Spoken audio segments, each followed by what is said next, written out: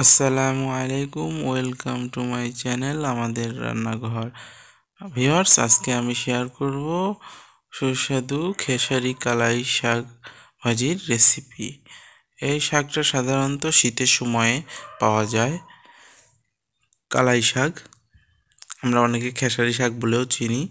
শাকগুলো এরকম ছিল। এটাকে আমি সুন্দর করে ছোট ছোট ভাবে কুচি করে নিয়েছি।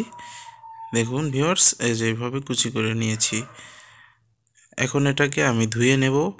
ধুয়ে সুন্দর করে একটা ফ্রাই প্যানে বসিয়ে দিয়েছি। দেখুন ভিউয়ার্স, এটাকে ধুয়ে সুন্দর করে দেখে অনেকটা বেশি মনে হচ্ছে, কিন্তু এটা রান্নার পরে অনেকটা কমে যাবে। আমি এটার উপরে কিছুটা লবণ স্বাদ মতো ছিটিয়ে দিচ্ছি।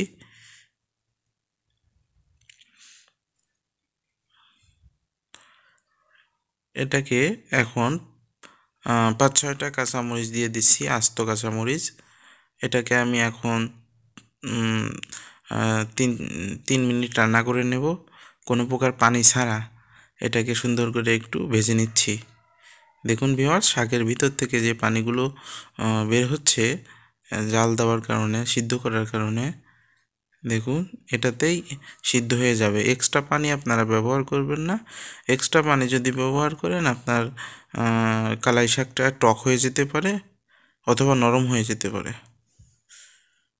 এর মধ্যে এখন আমি দিয়ে দিচ্ছি কয়েক কোয়া আস্ত রসুনের কোয়া। এটা এক্সট্রা দিয়ে দিচ্ছি আমি। দেখুন ভিউয়ার্স, আমার শাক ভাজি সিদ্ধ কমপ্লিট হয়ে গেছে। 3 মিনিট সময় আমি এটাকে ঢাকনা ছাড়া এটাকে আমি সুন্দরভাবে সিদ্ধ করে নিয়েছি। এটাকে আমি এখন উঠিয়ে নিচ্ছি।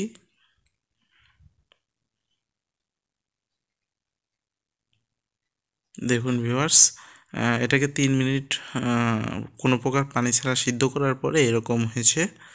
এখন আমি 1 কাপ পেঁয়াজ, মরিচ, রসুন কুচি করে রেখেছিলাম, সেটা এখন দিয়ে দিচ্ছি।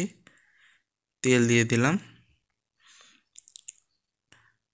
এটাকে একটু নাড়াচাড়া দিয়ে ভালোভাবে ভেজে নিচ্ছি। দেখুন ভিউয়ার্স, এ পর্যায়ে পেঁয়াজ, মরিচ, রসুন এটা ভাজা হয়ে গেছে। এখন আমি খেসারির শাকটা দিয়ে দিচ্ছি। শাকটা দিয়ে ভালোভাবে এটাকে মিক্স করে ভালোভাবে এটাকে ভেজে নেব।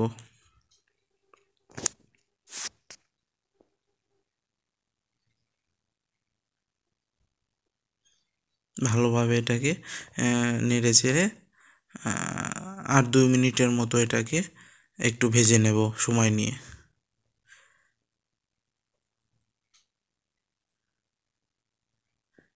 আর 2-3 মিনিটের বেশি ভাজতে হবে না। শাক আমার ভাজি, দেখুন ভিউয়ার্স, আমার ভাজি প্রায় কমপ্লিট হয়ে গেছে।